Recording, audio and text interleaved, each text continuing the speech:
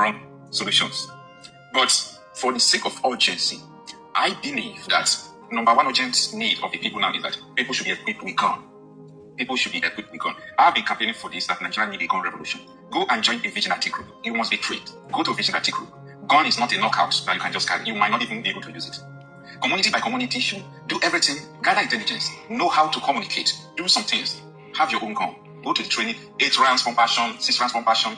Gun is more important than car. If you have your first car before you buy your second car, buy gun. Join the security outfit. That is the key. Join the security outfit. Let me tell you, no police, no military will fight like you that owns the community. Nobody will fight like you that owns the community. Join a security outfit. All these terrorists, you can give them a run. You can give them a run. The only problem is that if you did not identify them on time, they will join your church, they will join your mosque, they will join your school, they will join your hospital. After the infiltration, what is going to happen? You can't stop them any longer. So that is why I'm trying to tell people, gather your intelligence well, support your business group, and make sure you resist these people. That is the first step. Secure yourself, secure your environment. That is the first step. Then, after securing yourself, after securing your environment, before we continue with what we are doing, because this is a very big problem right now. You can see the way they are advancing. Nobody is supposed to even tell you that government hand is in it. The way they are advancing, like, no. Then, if the government is not competent, they should dissolve it and let everybody have self-government. Yes. Now, I need to ask Nigerian leaders, what are you guys up to? What are you guys trying to do? What are you guys intending to do with all this terrorism going on in Nigeria? What are your plans? Because your plans right now, they are not working. Nigerians gave you some solutions to this problem. The first one is to divide this country. You said no. Okay. The second solution is to regionalize this country so that every region can defend themselves. You said no. The third solution is to buy guns. All this money you are borrowing, buy guns and distribute these guns to every local government area so that they can defend themselves. 1,000 guns for every local government so that they can go into the forest and defend themselves. You said no. The only solution you've provided so far is to recruit more people from the east, from the west, from the south to the Nigerian army. But these guys you are trying to recruit, they are scared because you said the Boko Haram that were captured, or the repentant Boko Haram, will be brought back into the community, will be reintegrated into the community, and some of them will join the military. So you want these new recruits to fight side by side with this repentant Boko Haram to go and fight the Boko Haram friends and brothers in the forest. How does that make any sense? So that is why they don't want to join the military. So Nigerian leaders, you guys need to act fast. Act fast before people will keep thinking that you are taking sides with the terrorists. Before people will start thinking that you guys are terrorist sympathizers or you guys are in bed with these terrorists. So it's time for you guys to take action because 250 million Nigerians cannot be taken like this for a ride. A time will come when they will be tired of these games and they will push back. At that time, it will be difficult to calm them down. So Nigerians, you guys should be ready to take your country back if these leaders are not ready to play ball or do the right thing. So guys, continue to listen to Okusha Happy Messiah. Good morning. I just finished a Zoom meeting. Let me call it a meeting. There were so many people on that meeting and I was invited. So when I asked them, what is the purpose of this meeting? That was when I was invited, when they sent the invitation to me. They told me that they just want to talk about the solution to the problem of Nigeria and also talk about 2027 election. So I said, no problem, I will be part of you people. So when the meeting started, a lot of people spoke, some lecturers, some politicians, some businessmen who just have similar interests. So after some time, they gave me time to come and present what I think is the solution to the problem we are facing in Nigeria. And the first thing I told them is that I am not here to talk about the solution because you cannot talk about the solution without diagnosing the problem. Like you need to diagnose Nigeria. You need to do your findings to discover what is actually the problem before you start talking about solution. So I started telling them that as any one of you here walk into a hospital and tell a doctor, I am sick, and the doctor will just bring out the medicine and give to you? Absolutely no. The doctor, first of all, will try to know the kind of illness. Even though you say that your head is aching you or you have a bad stomach pain, so on and so forth, doctor will not look at what you are saying. They are going to carry out the diagnosis to actually know what caused the pain in your head or what is the problem. You understand, before they can now prescribe drugs for you. I said the problem we have in Nigeria right now is that so many people are trying to proffer solution to the disease they have not diagnosed. Like you don't know the actual problem, but you just see insecurity, you think that gun will solve the problem. You see security, you think political regime change will solve the problem. That we must be able to know what the problem is. Because once you know the problem, definitely the solution is here. So at the end of my presentation, I was expecting them to tell me thank you. I was expecting them to clap for me. But that was a good presentation and they were enjoying it. So at the end, the only thing I heard from them was an echo of more people need to hear this, more people need to hear this. So I told some of them that this is what I have been saying right from time. So I don't think I'm saying something different. However, I decided to make this video to explain more about what I told them during the meeting. So let's start by this. If, for example, a hospital wants to use you to test run a drug, and the mission of this hospital is to kill you. I'll give you an example. And you went to this hospital, they gave you injection with the intent to kill you. And when you got home, when you return back home, your body system just changed. You started feeling what you've never felt before, and you return to the hospital. And the hospital is happy the way you are. And you are seeking solution in the hands of the doctors who have the intention of killing you. Tell me, your mission is let me go to the hospital and be safe. You are calling the doctors who are supposed to save you. But unfortunately, you don't know that the doctors and the hospital are responsible for your predicament. Now, that is the way I see Nigeria. The hospital, is Nigeria. The doctor or the doctors there are the government officials. Why? The patient is someone like you and me. Day and night, you are trying to change the doctors of the hospital. Oh, the doctor that gave me injection is not good. Let's bring another doctor of the same hospital with the same intention. Stay with me. So, I started narrating to them when I started studying Boko Haram. I started studying Boko Haram the day the United Nations had sitting on sectarian violence. The United Nations have sitting on religious violence in Nigeria. That was in the year 2012. When it was publicized, so I got to know it in the year 2012. And right from that time till now, it's more than a decade. I have seen so many things. I've studied, I've researched a lot. I have 5 terabytes of videos. I have so many things about Boko. That time, I don't know Islam. I don't know Fulani Militia. That time, I don't know this group of terrorists with Wundo Naguram. I don't know them. Maybe they never existed. Yes, they never existed then. Just Boko Haram. So I studied Boko Haram to the extent that when they released their handbook, Boko Haram have a handbook. Their mission statement and everything, I read it. And I saw and I discovered that their mission is just to overthrow the Nigerian government, set up an Islamic state, that is Islamic country, which will be governed by Sharia law. That is just their simple mission. Then, as time goes on, they started having a slater group. So, all of them have one mission: overthrow Nigerian government, install an Islamic state. Let it be governed by Sharia law. Simple as that. Then, when I saw that a Boko Haram commander was appointed a commissioner of religious affairs for the implementation of Sharia by Ali Modu Sheriff, who handed over to Shetima. He was one time accused that you were aiding the terrorists, you formed them, you appointed them as commissioner. He said, no, it's not him, but it was actually Shetima.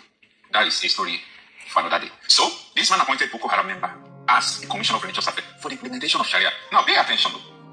If a group of terrorists, a terrorist group have the intention to overthrow Nigeria, turn Nigeria to Islamic states, and the Islamic state will be governed by Sharia, why do you have to appoint their leader as a commissioner? That is the first question I want everyone to answer. Why did he appointed the Boko Haram commander, the commissioner of religious affairs? Now, let me tell you people what you don't know. Because these people have infiltrated the government. They own the government. That man was arrested in Kenelu. He was arrested in Kenelu under Goodluck Ebele Jonathan. Guess what? The powers that be, they release him. They release him.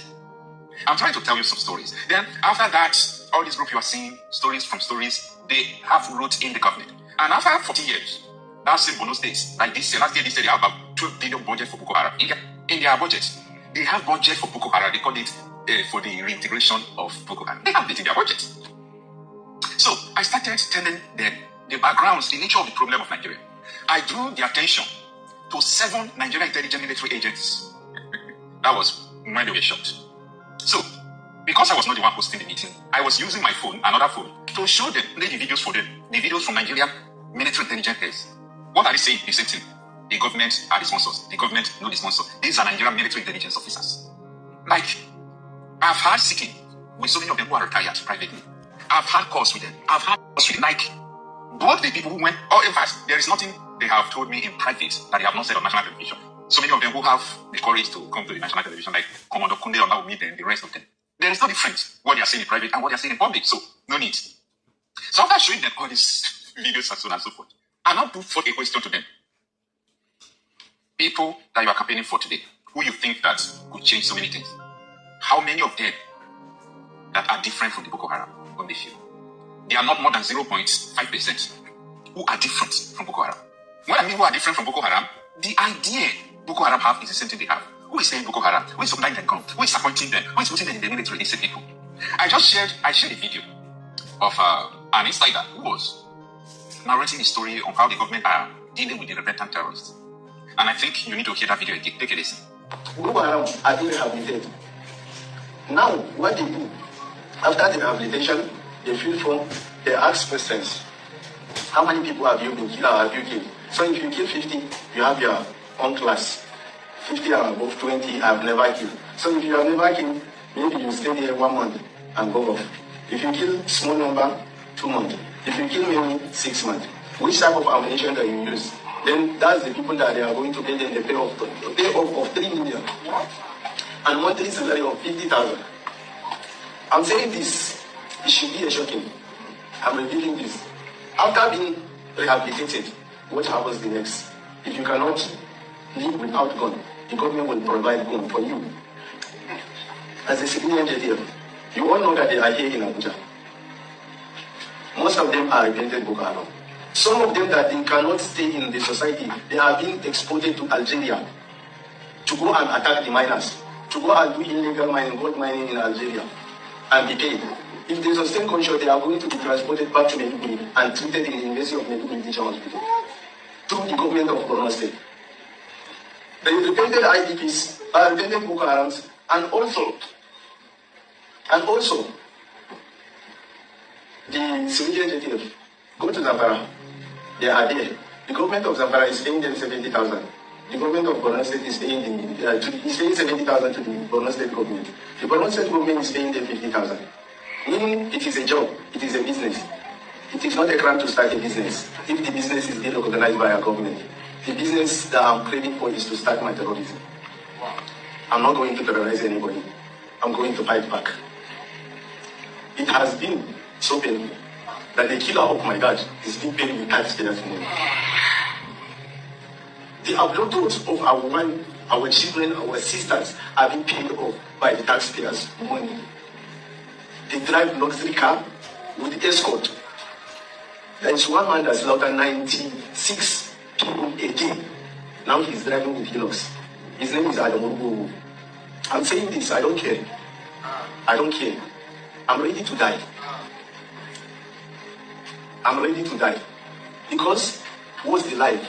So, after sharing so many of all these things with them, they said, Okocha, I think more people need to hear this so that they will understand what is going on in Nigeria. Now, I don't want to go further. In fact, I'm tired because very little will still be going on. What I'm trying to say in this video is this. Before you make medicine about Nigeria, try to know the problem. Let's stop wasting our time.